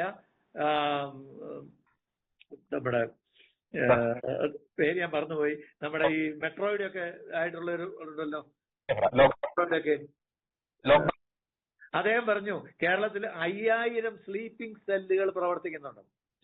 പിണറായി അതിനെക്കുറിച്ച് ഒരക്ഷരം പിണറായിയുടെ ശ്രദ്ധയപ്പെട്ടില്ലെന്നാണ് അദ്ദേഹം ലോക്നാഥ് ബെഹ്റ അദ്ദേഹം പറഞ്ഞിട്ട് എന്റെ ശ്രദ്ധയപ്പെട്ടില്ലെന്നാണ് പിണറായി പറഞ്ഞത്. സതീശന്റെ ശ്രദ്ധയില് അതൊക്കെ ഒന്ന് പെടണം. നമ്മുടെ കേരളം ഒരു തീ ബോംബായി മാറരുത് എന്നൊരു അഭ്യർത്ഥന എനിക്കുണ്ട്. ഇത്തരമുള്ള ഏത് സമുദായത്തിൽ ഇങ്ങനെയുള്ള തീവ്രവാദ സെല്ലുകൾ പ്രവർത്തിക്കുന്നുണ്ടെങ്കിലും കർശനമായി നേരിടാൻ. ഇപ്പൊ ഇന്ത്യയിൽ എവിടെ ഒരു സ്ഫോടനം ഉണ്ടായാലും ഇവിടെ വന്നല്ലേ ആൾക്കാരെ അറസ്റ്റ് കൊണ്ടുപോകുന്നത്. ആ സ്ഥിതിയൊക്കെ കേരളമായി എല്ലാവരും നമ്മൾ കേരള സ്റ്റോറി എന്നൊക്കെ പറഞ്ഞ് തവന്നൂരിൽ ജോയി ജയിച്ചത് കേരള സ്റ്റോറി ആണെന്ന് ഞാൻ വിശ്വസിക്കുന്നില്ല. കാരണം അത് ലീഗുകാർക്ക് ജോയിയെ ജയിപ്പിക്കണമായിരുന്നു, അത് ജയിപ്പിച്ചു. UDF അധികാരത്തിൽ വരണം ജയിപ്പിച്ചു. അതൊന്നുമല്ല കേരള സ്റ്റോറി. കേരള സ്റ്റോറി എന്ന് പറഞ്ഞാൽ എല്ലാവർക്കും സമാധാനമായിട്ട് എല്ലായിടത്തും ജീവിക്കാൻ പറ്റുന്നതാണ്. ക്രിസ്ത്യാനിക്കായാലും മുസ്ലിമിനായാലും ഹിന്ദുവിനായാലും കേരളത്തില് സമാധാനപൂർണ്ണമായിട്ട് ജീവിക്കുന്നതാണ് കേരള സ്റ്റോറി. അതാണ് നമ്മുടെ പാരമ്പര്യം. ആ പാരമ്പര്യത്തിലേക്ക് തിരിച്ചു വരണം. ഇന്ന് ഭയമുണ്ട് വല്ലാതെ ജനങ്ങളുടെ ഇടയില്. ആ ഭയം ഇല്ലാതാക്കാൻ ഇപ്പൊ സതീശൻ 5 കൊല്ലം കൊണ്ട് കഴിയുമോ എന്ന് നമുക്ക് പറയാൻ പറ്റില്ല. അത് ജനങ്ങളുടെ മനോഭാവത്തിലൊക്കെ ഒത്തിരി മാറ്റം വന്നിട്ടുണ്ട്. ആ മാറ്റങ്ങളൊക്കെ മാറ്റിയെടുക്കത്തക്ക രീതിയിലുള്ള ഇപ്പം അതിന് ഭരണകൂടത്തിന് ഏറെ ചെയ്യാൻ സാധിക്കും. ഞാൻ കഴിഞ്ഞ തവണ ഇതെല്ലാം പറഞ്ഞതായതുകൊണ്ട് ഞാനത് ആവർത്തിക്കുന്നില്ല. പക്ഷേ ഒരു സമുദായത്തിന് മാത്രം പ്രൊട്ടക്ഷൻ കിട്ടുന്നു എന്നുള്ള ഒരു ചിന്ത വന്നാൽ അത് മറ്റു സമുദായങ്ങളെ അസ്വസ്ഥപ്പെടുത്തും. അവർക്ക് ചിലപ്പം ക്രൈസ്തവ സമുദായങ്ങളൊന്നും വലിയ പ്രകടനത്തിനൊന്നും പോയാലെന്ന് വരും. അവര് വോട്ട് കുത്തുന്ന ഒരു സമയം വരുമ്പോൾ ചെയ്യുമെന്ന് ഈ തെരഞ്ഞെടുപ്പിലും അവരും തെളിയിച്ചിട്ടുണ്ട്. അതുകൊണ്ട് ജാഗ്രതയോടെ പ്രവർത്തിച്ചാൽ കേരളത്തെ ഒരു നല്ല നിലയിലേക്ക് എല്ലാവർക്കും സമാധാനപൂർണ്ണമായിട്ട് അച്ഛൻ പറഞ്ഞാൽ നമ്മുടെ പിള്ളേർ വിദേശത്ത് പോകേണ്ട കാര്യമുണ്ടോ? ഇന്നിപ്പോ നമ്മുടെ ഒരു കാര്യം ഞാൻ പറയട്ടെ. ഇപ്പൊ ഗവൺമെന്റിന്റെ ഏത് ആനുകൂല്യം കിട്ടണമെങ്കിലും ഇപ്പൊ സാമ്പത്തിക സംവരണം ഏത് ആനുകൂല്യം കിട്ടണമെങ്കിലും 2 ഏക്കർ സ്ഥലമുള്ളവർക്ക് കിട്ടത്തില്ല. 2 ഏക്കർ സ്ഥലത്ത് നിന്ന് എന്ത് കിട്ടുമെന്നാ പറയുന്നത്? 2 ഏക്കർ സ്ഥലം ഉണ്ടെങ്കിൽ നമ്മൾ ആനുകൂല്യത്തിന് വെളിയിലായി. 2000 സ്ക്വയർ ഫീറ്റ് ഉള്ള ഒരു വീട്, ഇപ്പൊ വിദേശത്ത് ജോലിയുള്ള മകൻ 2000 സ്ക്വയർ ഫീറ്റ് ഉള്ള ഒരു വീട് പണിതാൽ അപ്പന് പണി തീർന്നു, ഒന്നും കിട്ടത്തില്ല. ഇത്തരം വ്യവസ്ഥകൾ നീക്കം ചെയ്യണം. ഈ 2 ഏക്കർ റബ്ബർ കൊണ്ട് 2 ഏക്കർ സ്ഥലം കൊണ്ട് ഇന്ന് മനുഷ്യന് ജീവിക്കാൻ പറ്റുന്നില്ല. 5 ഏക്കർ ഉണ്ടാക്കി ജീവിക്കാൻ പറ്റുന്നില്ല. 10 ഏക്കർ ഉണ്ടാക്കി ജീവിക്കാൻ പറ്റുന്നില്ല. കാരണം കൃഷി ചെയ്യാൻ സാധിക്കുന്നില്ല. അപ്പൊ അതുകൊണ്ട് മാറിയ സാഹചര്യത്തിനനുസരിച്ച് ഇത്തരം നിബന്ധനകളിലൊക്കെ മാറ്റം വരുത്തണം. ഇത്തരം നിബന്ധനകളിലൊക്കെ മാറ്റം വരുത്തി ജനങ്ങളെ സഹായിക്കണം. ഞാൻ സമയം അതിക്രമിച്ച് വളരെ വ്യക്തമായിട്ടുള്ള നിർദ്ദേശങ്ങൾ തന്നെയാണ് ശ്രീ ടി ദേവപ്രസാദ് പങ്കുവച്ചത്. വി.ഡി. സതീശൻ സർക്കാരിന് എല്ലാവിധ ആശംസകളും നേരുകയാണ്. ജനങ്ങളുടെ പ്രതീക്ഷയ്ക്കൊത്ത് ഭരണം നടത്തുവാൻ അദ്ദേഹത്തിന് സാധിക്കട്ടെ എന്ന് പ്രത്യേകം പ്രാർത്ഥിക്കുന്നു. എല്ലാ കടമകളെയും അതിജീവിക്കാൻ അദ്ദേഹത്തിന് സാധിക്കട്ടെ. പ്രീണനമൊക്കെ മാറ്റിവെച്ച് എല്ലാവരെയും സമഭാവനയോടെ കാണുന്ന രീതിയിൽ നല്ലൊരു ഭരണം കാഴ്ചവെക്കാൻ അദ്ദേഹത്തിന് സാധിക്കട്ടെ എന്ന് പ്രത്യേകം ആശംസിക്കുന്നു. ഈ ചർച്ചയിൽ വളരെ സജീവമായി പങ്കെടുത്ത അഡ്വക്കേറ്റ് ഫാദർ റോബിൻ പടിഞ്ഞാറേക്കുറ്റൊപ്പം തന്നെ ശ്രീ ടി ദേവപ്രസാദ്, ശ്രീ ജോൺസൺ കൊച്ചുപറമ്പൻ, 3 പേർക്കും നന്ദി.